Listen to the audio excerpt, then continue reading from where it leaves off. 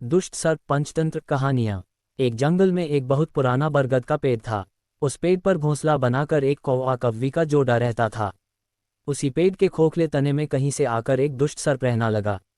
हर वर्ष मौसल आने पर कव्वी घोंसले में अंडे देती और दुष्ट सर्प मौका पाकर उनके घोंसले में जाकर अंडे खा जाता। एक बार जब कौवा व कव्वी जल्दी भोजन पाकर शीघ्र ही लौट आए तो उन्होंने उस दुष्ट सर्प को अपने घोंसले में रखे अंडों पर झपकते देखा। अंडे खाकर सर्प चला गया। कौवे ने कव्वी को ढांढस बंधाया, प्रिय हिम्मत रखो, अब हमें शत्रु का पता चल गया है, कुछ उपाय भी सोच लेंगे।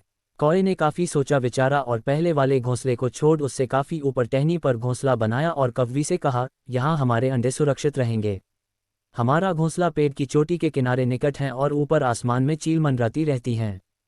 चील सांप की बैरी हैं। दुष्ट सर्प यहाँ तक आने का साहस नहीं कर पाएगा।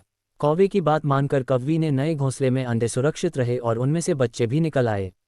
उधर सर्प उनका घोंसला खाली देखकर यह समझा कि उसके डर से कौवा कव्वी शायद वहां से चले गए हैं, पर दुष्ट सर्प टोह लेता रहता था। उसने देखा कि कौवा कव्वी उसी पेड़ से उठते हैं और लौटते भी वहीं हैं। उसे यह समझते देर नहीं लगी कि उन्होंने नया घोंसला उसी पेड़ पर ऊपर बना रखा है। एक दिन सर्प खोह से निकला और उसने कौवा का नया घोंसला खोज लिया। घोंसले में कौवा दंपति के 3 नवजात शिशु थे। दुष्ट सर्प उन्हें एक एक करके घपाघप निगल गया और अपने खोह में लौटकर डकारें लेने लगा। कौवा व कव्वी लौटे तो घोंसला खाली पाकर सन रह गए।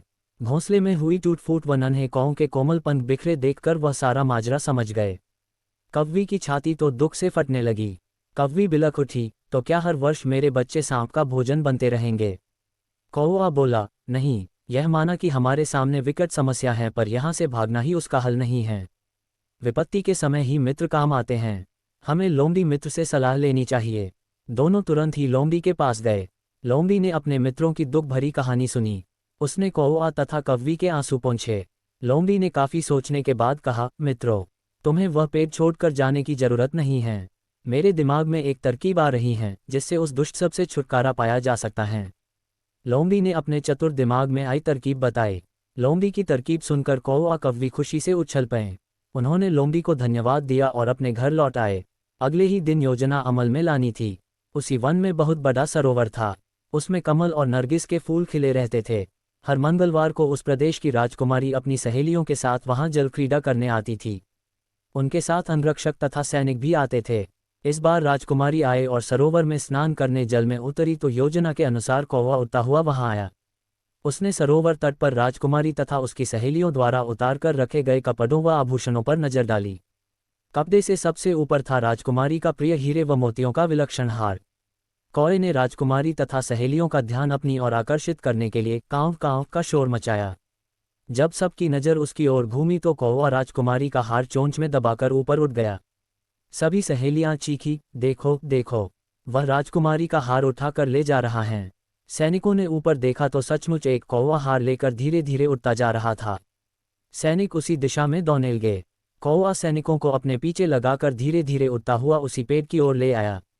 जब सैनिक कुछ ही दूर रह गए तो कौवे ने राजकुमारी का हार इस प्रकार गिराया कि वह सांप वाले खोह के भीतर जा गिरा। सैनिक दौड़कर खोह के पास पहुंचे। उनके सरदार ने खोह के भीतर झांका। उसने वहां हार और उसके पास में ही एक काले सर्प को कुंडली मारे देखा। वह चिल्लाया, पीछे हटो, अंदर एक नाग है। सरदार ने खोह के भीतर भाला मारा। सर्प घायल हुआ और फुफकारता हुआ बाहर निकला। जैसे ही वह बाहर आया, सैनिकों ने भालों से उसके टुकड़े टुकड़े कर डाले। सीखा, बुद्धि का प्रयोग करके हर संकट का हल निकाला जा सकता है।